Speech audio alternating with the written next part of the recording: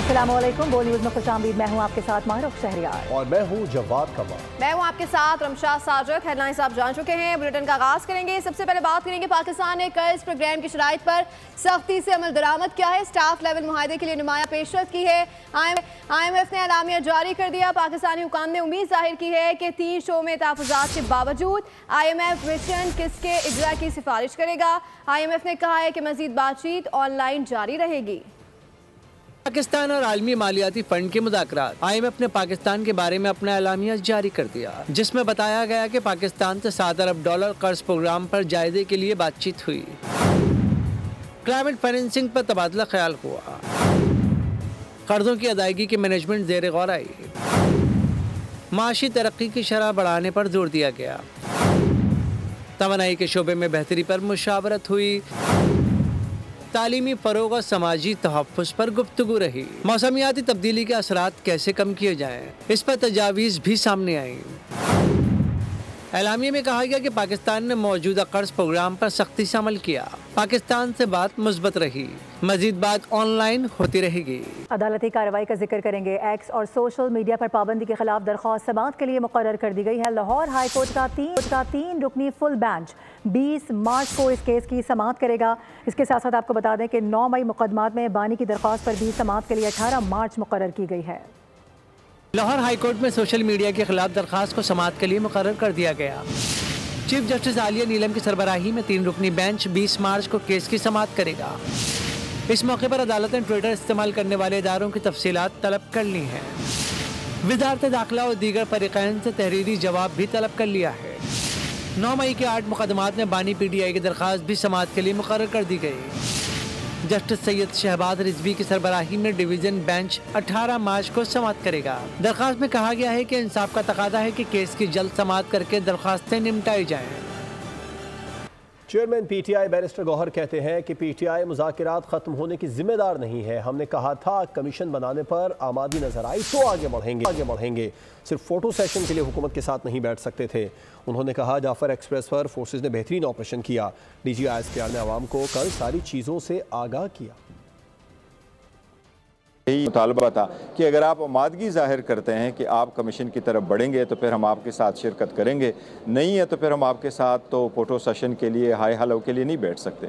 तो इसलिए स्पीकर साहब को बहुत अच्छी तरह पता है कि हमारी तरफ से ये मौका ज़ाया नहीं हुआ, बल्कि हुकूमत ने खुद ये मौका ज़ाया किया। बड़ी अच्छी प्रेस कॉन्फ्रेंस की, उन्होंने कौम को आगाह कर लिया कि उन्होंने जो स्ट्रगल की है और बहुत अच्छा स्ट्रगल किया इस मरतबा सिक्योरिटी फोर्सेज ने हमेशा की तरह, और एक बहुत बड़े सानहा से बचा है। लाहौर में वफ़ाकी वज़ीर रेलवे हनीफ अब्बासी की न्यूज़ कॉन्फ्रेंस। कहा कि जिनको 40 साल पाला उनकी दुश्मनी की इंतहा देखें। पाकिस्तान से भारत शायद इतनी नफरत ना करता हो जितनी अफगानिस्तान कर रहा है। उनका कहना था कि भारत और PTI ब्रिगेड की ज़बान में कोई फ़र्क नहीं। टाइम में जो जा रहा है, यानी अगर हिंदुस्तान के 22 के करीब कौंसल खाने जो हैं उन्होंने खोले हुए हैं, वो किस मकसद के लिए? वहाँ कौंसल खाने की क्या ज़रूरत है? वो इसी मकसद के लिए है कि वो अफगानिस्तान को इस्तेमाल करके हमारी सरजमीन पे हमें असदम इस्तेहकाम की तरफ धकेला जाता है। जिनको हमने 40 साल पाला, जिनको अपना माल भी दिया, अपनी जान भी दी, अपने घर भी दिए, आज उनकी हमारे साथ दुश्मनी की इंतहा है। यह शायद हिंदुस्तान इतनी नफरत ना करता हो जितना आज वो हमसे कर रहे हैं। ये अंदोनाक वाक़या होता है। पूरी कौम जो अफसुर्दा है और दूसरी तरफ अपने सियासी मकासद हासिल करने वाले लोगों ने क्या किया, सेम वही बोली जो हिंदुस्तान का मीडिया बोल रहा था। जबकि दूसरी जानिब सूबाई वजीर शर्जील इनाम इमन का कहना है कि रेड लाइन मंसूबे के बायस ट्रैफिक मसाइल का सामना है। लोग बुरा भला कहते हैं तो कहते रहें, BRT प्रोजेक्ट में भी मसाइल हैं। मीडिया से गुफ्तगू में उनका मजीद कहना था कि चाहते हैं कि शहरी अच्छी और एयर कंडीशन बसों में सफ़र करें। शर्जील इमन ने कहा कि K4 वालों को बाद में याद आया जो पानी की लाइन बिछाई थी उस पर काम नहीं हुआ। में इशू हो रहा है। आप ये देखें, ये तो कोई बहुत बड़ी आबादी वाला इलाका भी नहीं है, लेकिन यहाँ पे आप देख रहे हैं कि यहाँ पे सुई सदन गैस के पाइपलाइन, जिससे ये पिछले 4 महीने से सुई सदन गैस को कह रहे हैं भाई आप अपनी रीलोकेट करें, जो खर्चा होता है हम आपको देते हैं। वो बोले नहीं, हम अगर करनी है तो हम बहुत पूरी अलाइनमेंट चेंज करना चाह रहे हैं, जिसमें वो बोलते हैं कि जी 30 करोड़ रुपये सरकार को हम भर के दें। लोग ट्रैफिक के उनके इशूज़ भी रिजॉल्व हों और लोगों के लिए ये आसान हो सके कि वो अपना सफ़र अच्छी और एयर कंडीशन बसेस में करें। अब आपको इस वक्त एक ब्रिज थे, अब आपको फिर बाद में 2 ब्रिजेस मिलेंगी, तो आपके ट्रैफिक का फ्लो बेहतर होगा। शोबिज़ वर्ल्ड की एक और शख्सियत तशद्दुद का निशाना बन गई। नसीबुलाल पर शौहर ने जानलेवा हमला किया। खुशकिस्मती से गुलकारा महफूज रहीं। शाहदरा टाउन थाने में वाक़े का मुकदमा दर्ज कर लिया गया। जानदार आवाज की मालकिन को जान से मारने की कोशिश। नसीबुलाल पर शौहर ने हमला कर दिया।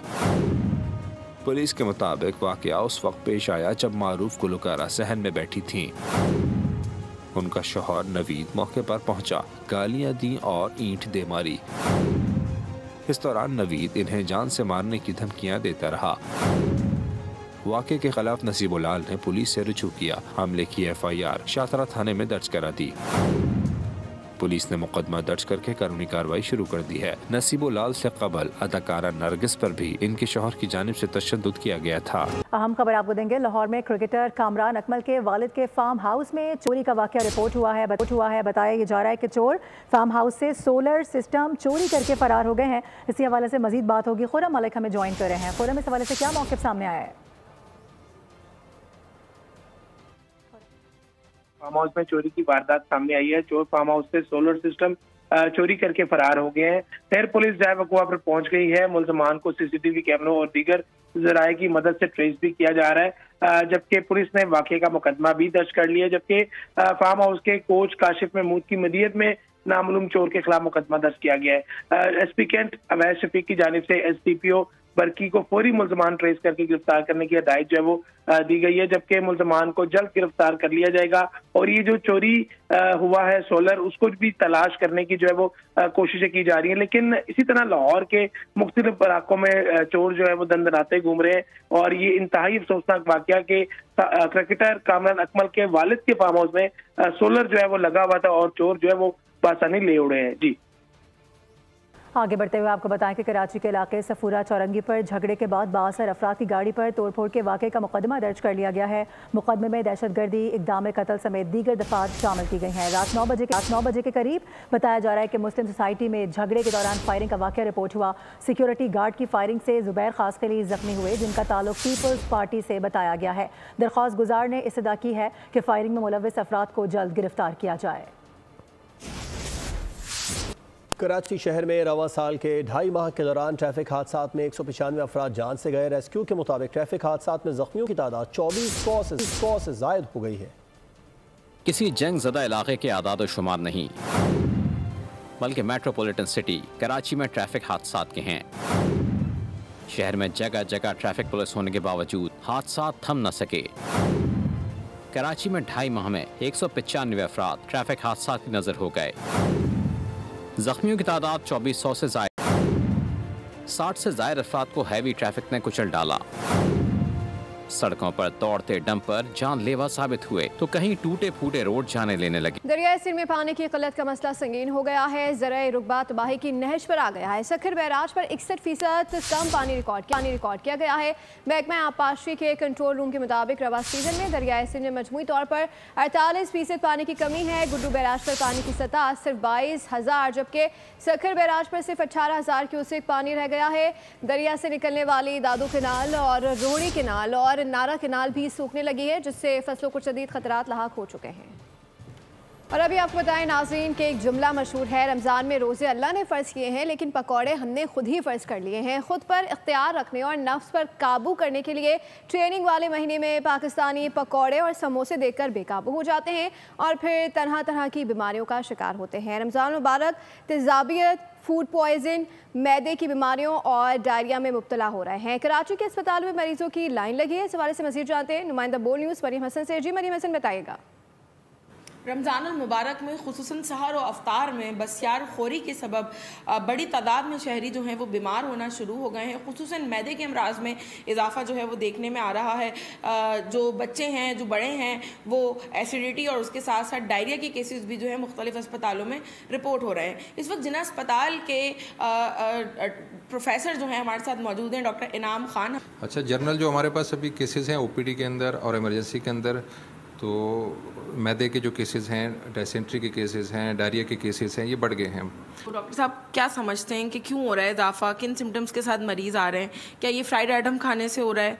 अच्छा, ये इसकी वजह ये है कि एक तो हम फास्टिंग करते हैं, 12-13 घंटे का रोज़ा रख रहे हैं, और उसके बाद एकदम से हम बेताशा चीज़ें एक साथ ही खाना शुरू कर देते हैं।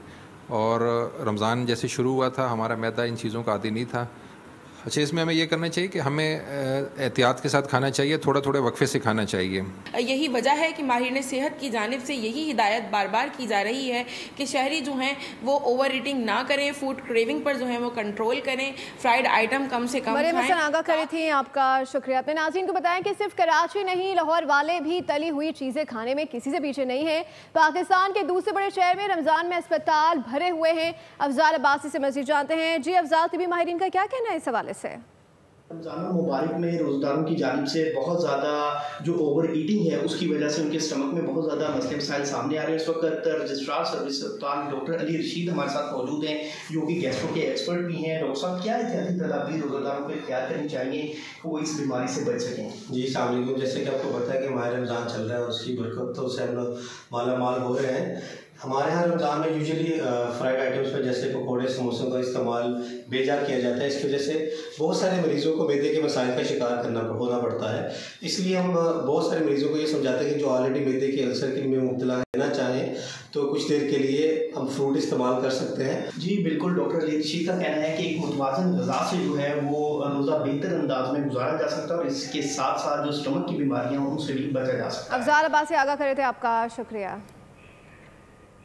और नाजरीन, हमारा काम है सिर्फ बताना, एहतियात आप पर लाजिम है। जी हाँ, रमज़ानुल मुबारक में शहरियों का इबादत के साथ साथ समोसे पकोड़ों पर भी फोकस है। वो कहते हैं कि रमज़ान में पकोड़े सबके फेवरेट होते हैं, मगर एहतियात तो करनी चाहिए।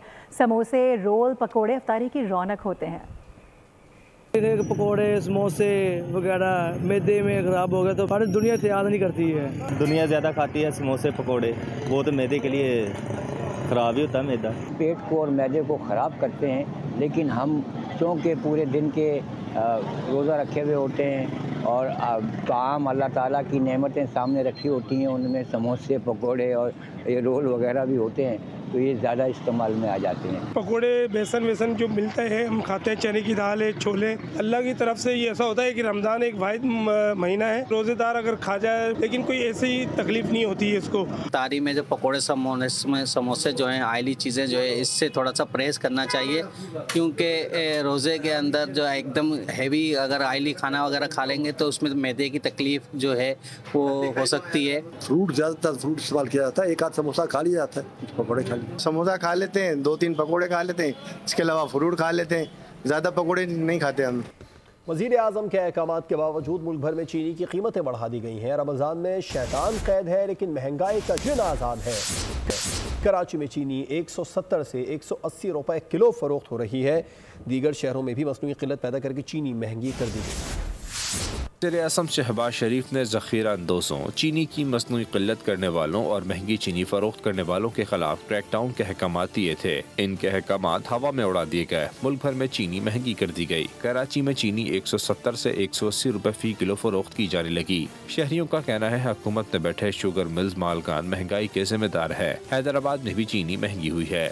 बढ़ने की वजह मेन तो यही है कि भाई रमज़ान आए, शबरात आए, कुंडे आए, ये त्यौहार आते हैं मुसलमानों के और चीनी के रेट बढ़ना शुरू हो जाते हैं।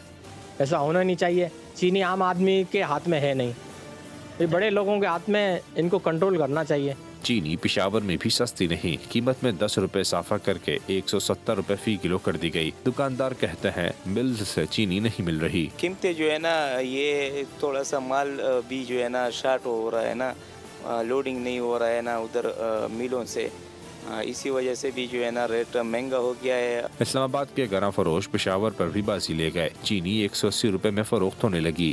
कहना क्या है जी, रमज़ान से पहले आराम से चीनी 150-55 रुपए में मिल रही थी, अब 180 पे चली गई है। ये हुकूमती इक़दाम की वजह से, ना कंट्रोल ना होने की वजह से ही रेट बढ़ता है ना। शहरियों का कहना है हुकूमत हर महाज पर रेट खो रही है। अगर शुगर माफिया से सख्ती से न निपटा गया तो मीठी ईद फीकी पड़ जाएगी।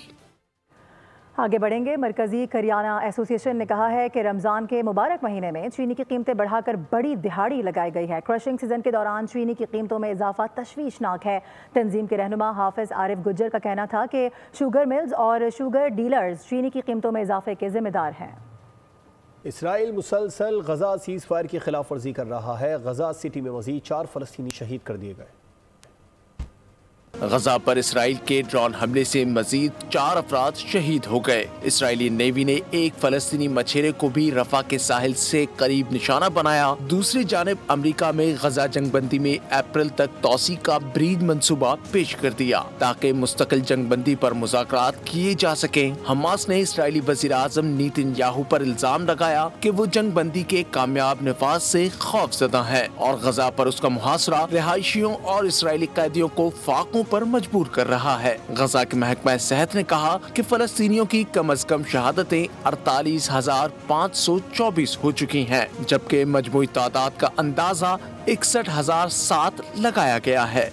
PSL 10 की ट्रॉफी पहली मरतबा पूरे मुल्क में रूनुमाई के लिए लाई जा रही है। इस वक्त ट्रॉफी कराची के फेयर हॉल में रखी गई है। जानते हैं हमारे नुमाइंदे कफील अहमद से।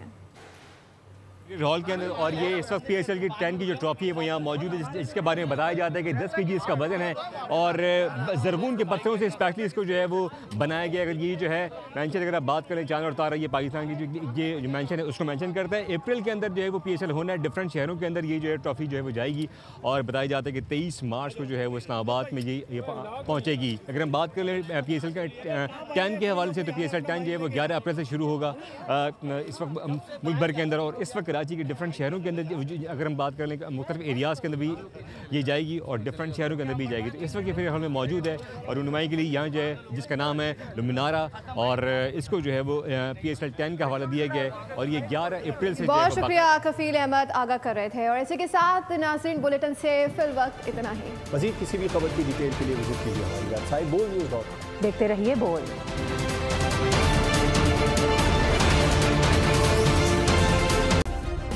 सब्सक्राइब करें और बेल दबाएं ताकि कोई खबर रह न जाए।